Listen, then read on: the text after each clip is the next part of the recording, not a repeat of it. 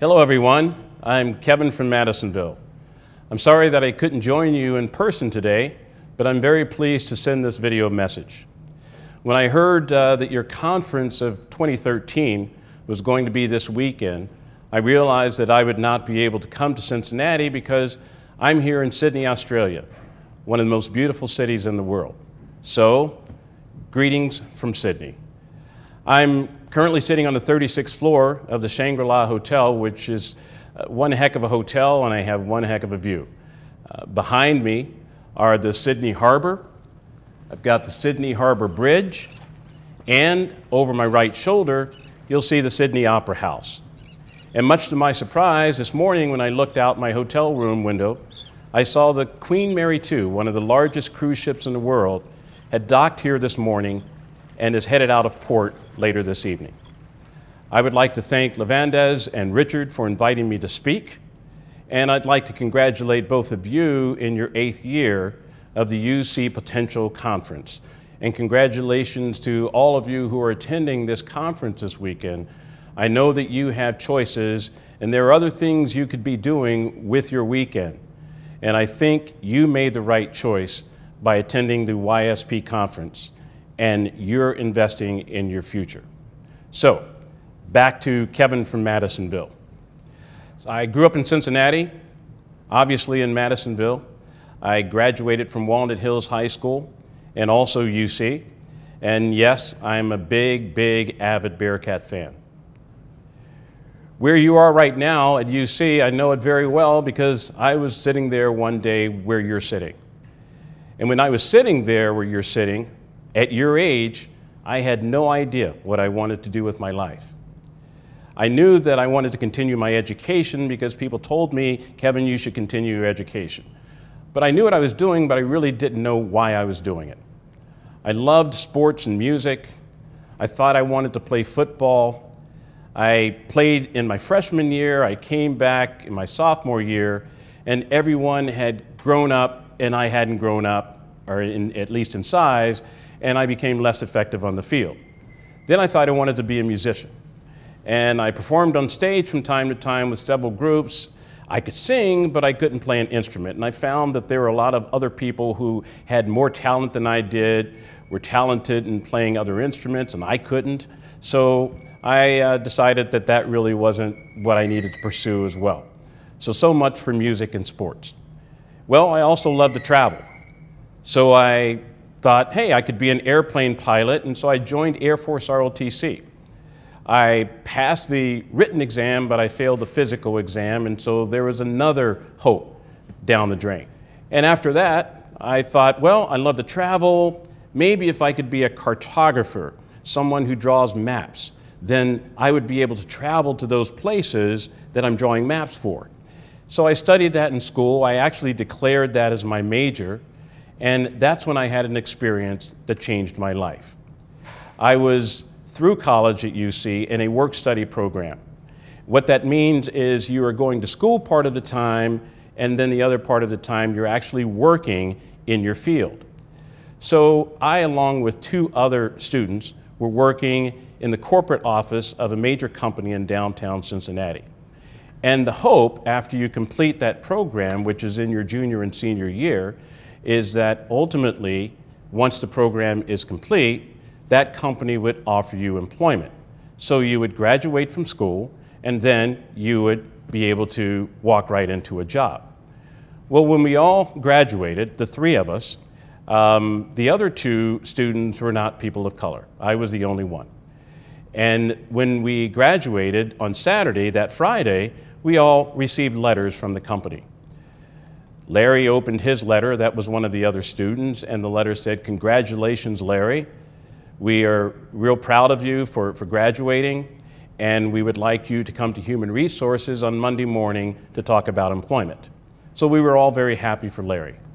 And then Judy, who was the other student, also opened her letter, and it said, "Congratulations, Judy." And it basically said the same thing that it said to Larry.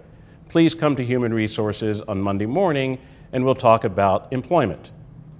So I was really excited to open my letter, and we knew that we had all made it, and I ripped open my letter, and it said, "Congratulations, Kevin, on your pursuits. Congratulations on graduating from the University of Cincinnati, and we would like to wish you well in your future pursuits."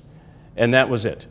So Larry and Judy were invited to Human Resources. I wasn't, and I was crushed. I had spent 2 years with that company, really with the hope that I would receive employment from them once I graduated from college, and it was just not so. So the reason I say that changed my life, because I really started to do some soul searching at that point and wanted to decide what I wanted to do. Did I want to stay in Cincinnati? Or maybe that was an opportunity for me to look for other things and really broaden my scope. So I did some other things while I was still thinking about what I wanted to do. I actually managed a convenience store over on Madison Road, but that just wasn't enough for me. So, you know, I owned a car, and it wasn't worth much, but I decided I was going to sell it for as much as I could and then decide what to do with the money that I sold it for. So I sold my car for $300. And for those $300, I was able to buy a Greyhound bus ticket, because at that time, Greyhound had a special that said you could travel anywhere in the US for $59. So I spent $59 on a Greyhound bus ticket to go to California. So I had 2 suitcases, $241 in my pocket, and no job prospects. I knew no one in California, and I just decided to go. My mom said I was nuts. In fact, she said, "This is not going to work." She said, "In fact, your bed and your bedroom will be here when it doesn't work out for you and you come back." Well, that was 41 years ago, and my bed is still there, and I never went back, because I was determined to make it work. My first day in, which was San Francisco, California at the time, I went into a hotel to use the restroom. And I decided while I was in the hotel, I'd go to Human Resources and complete a job application. What the heck? And much to my surprise, I actually got hired to do a job, and it was a job I couldn't even spell. I'd never heard of it. And the job was called a concierge. And so I ended up working in a city, San Francisco, working as a concierge in a city that I had never lived in. I didn't know anything about. I don't know why they hired me for it. It was something I guess I had, but I was very fortunate and blessed to have been hired a day after I had arrived in California. Interesting enough, I ended up pursuing other opportunities in the hotel business, and I ended up being in that business for 20 years. I had a 20-year career there, working for major hotel companies, and I became an executive in the hotel business over that period of time. Well, I could have just sat back and said, you know what, this worked out for me and it worked out well. But that's just not the kind of person I am. I always want to progress. So it didn't stop there. I worked hard, and one day I got a call from an executive recruiter who said that she heard about me and wanted to know if I was interested in joining a company. And I said, well, yeah, I'm not looking for a job, but sure, I'll give it a shot. So I said, explain, what the job opportunity is and what the company is. And she said, well, it's actually the LA Kings hockey team for the National Hockey League. And she said, we would like you to join that company, and they are planning to build a new arena in downtown Los Angeles called Staples Center. They also have part ownership in the Los Angeles Lakers basketball team, and they would like to have you work in that arena and for the LA Kings as their Vice President Human Resources, open the arena, and be responsible also for everything that happens with the Kings and with the Lakers and with the LA Galaxy, which they happen to own as well. So fast forward, that was about 14.5 years ago. Now, our company owns and operates more than 100 arenas, stadiums, theaters, and clubs all over the world. In fact, we have more employees here in Australia than any other country out there. We are also the second largest concert tour promoter in the world. We have lots of tours on the road at any given time. We've promoted Beyonce, Usher, Trey Songz. The biggest tour we have on the road right now in an international tour is Justin Bieber. And we've had hundreds of others. We also are responsible for producing festivals. One of the festivals is the New Orleans Jazz and Heritage Festival, and also Coachella, which is a well-known festival in California. We also have a brand new experience that we've created in Los Angeles this summer that's called the BET Experience, a festival that will last for 3 days. Some of the artists that we'll have performing in that are Beyonce, Kendrick Lamar, Snoop Dogg, McDowell, Schoolboy Q, R. Kelly, and lots of others. We also are the largest owner of sports teams in the world. We own 12 sports teams, which includes the Lakers, the Kings that I referenced earlier, also the LA Galaxy. That's the team that David Beckham played for. He no longer plays for us, but we had a nice run with him. We own teams in Europe as well, and all over the United States. We also have a TV station called Access TV, where we take a lot of our live events and we take those live events and we present them over this live TV station. And we are involved in real estate development, where a lot of the arenas and stadiums that we own and operate, we actually develop ourselves. So why do I share this story with you? I mean, you don't know me. If I were to sit here and try to offer you some advice regarding what you should do with your lives, and why would you listen to me? Because you don't really know me. And by the way, I don't know you either. So how can I offer you advice? I don't know your passions. I don't know your abilities. I don't know your knowledge. So it's tough for me to tell you what you should do. What I can share with you is my own story. And hopefully something about my story will resonate with you. And maybe you will connect with my story and some of my experiences in some way. In fact, rather than saying what you should do, I can tell you what I didn't do. That has had as much of an impact on my life and my career as anything else. So what were some of the don'ts? What did I not do? Well, first of all, I didn't let rejection plant seeds of doubt in my mind concerning my abilities and my value. When I shared that story with you about my disappointment after college, I did not let that stop me. I let that motivate me to try and make sure that I could do something else and overcome that disappointment. I also didn't limit myself when considering career options. Yes, I wanted to be an airline pilot. I wanted to be in music. I wanted to be in sports. I wanted to do a lot of things that didn't happen for me. I wanted to be a cartographer and a map maker. But none of that worked for me. I had even identified some employers that I wanted to work for in those fields, but it just didn't happen. But I kept my options open. I didn't get comfortable with my situation. I shared my story about being in the hotel business for 20 years, and I could be in the hotel business for another 20 years. But there was something there that was still missing, and that was the opportunity to join an organization where actually I could be involved in music and be involved in sports, which were two of my loves on the business side. I didn't know way back when that these were actually businesses and that I could actually find a career in those areas. I also didn't stop working hard. And when you think about working hard, think about a duck.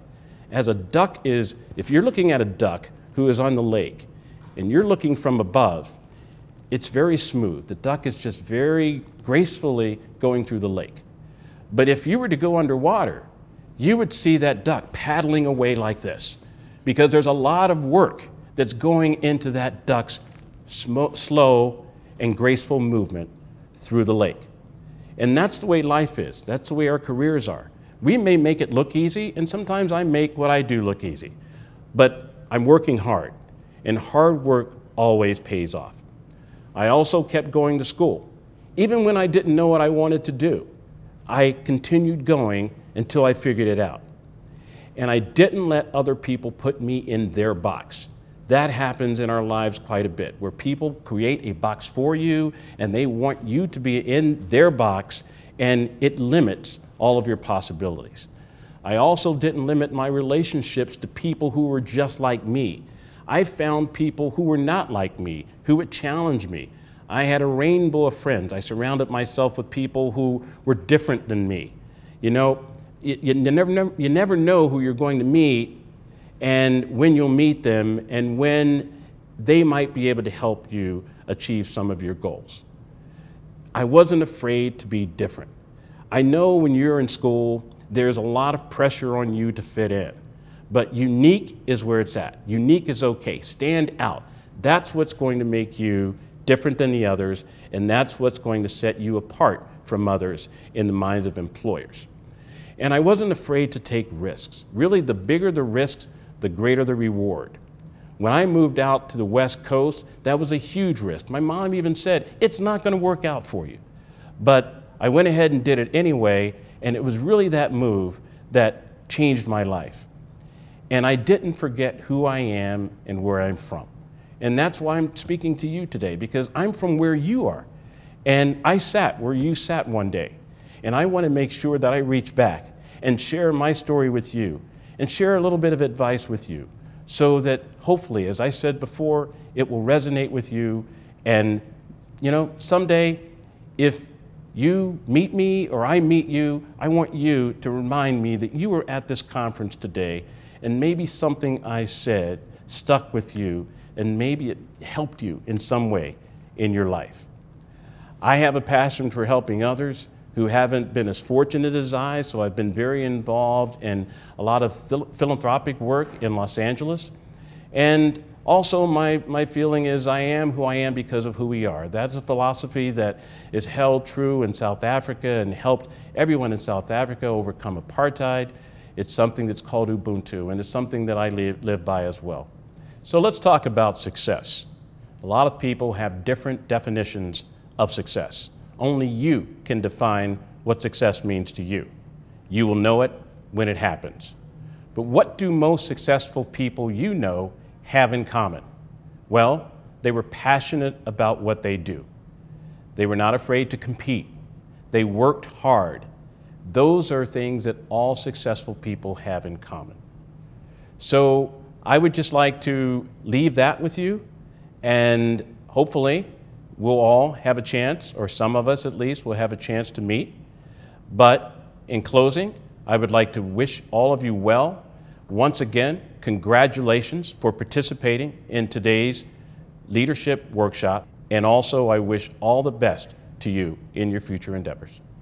Thank you.